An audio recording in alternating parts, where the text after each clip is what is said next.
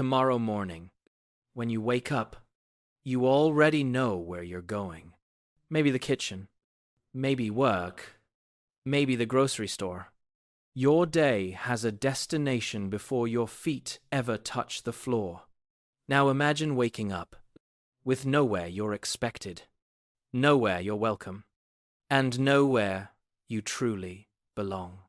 That is how many mornings begin for someone experiencing homelessness. The sun comes up.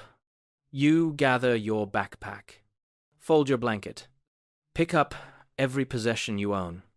Not because you're ready to start your day, but because you can't leave anything behind. A forgotten jacket, a phone charger, a bottle of medicine. Any of it could be gone when you return. So everything travels with you, every day. Now ask yourself, where do you go? You can't stay where you slept. You don't have an office. You don't have a living room. You don't have a porch. Most places are designed for people who are going somewhere, not for people with nowhere to be. So you keep moving, not because you want to, because standing still isn't always an option. Maybe you head to a library. It opens at 10. Until then, you wait. Maybe you find a park bench, maybe a transit station, maybe a coffee shop where one small purchase buys a little more time indoors.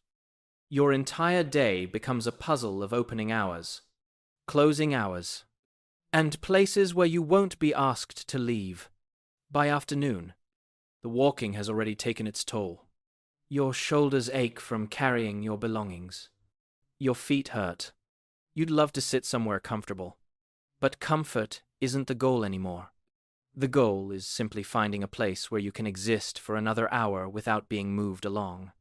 Imagine spending an entire day searching for permission to stay. Then evening arrives. For most people, it's the signal to head home. Traffic fills the roads. Porch lights come on. Families gather around dinner tables. For you, it's the moment the biggest question returns. Where do I go now? Not tomorrow. Not next week. Tonight. Because unlike everyone else, your day doesn't end when work is over. It ends only after you've found somewhere that feels safe enough to close your eyes. And tomorrow, the entire process begins again.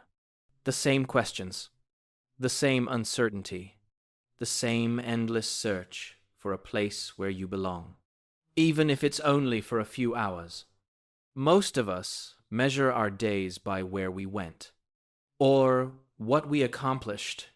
Someone experiencing homelessness often measures the day differently. Did I find food? Did I stay safe? Did I find somewhere to rest? Did I make it through another night? Because waking up with nowhere to go doesn't just change your schedule. It changes your entire relationship with time. Every day becomes a search, not for success, but simply for the next place to exist.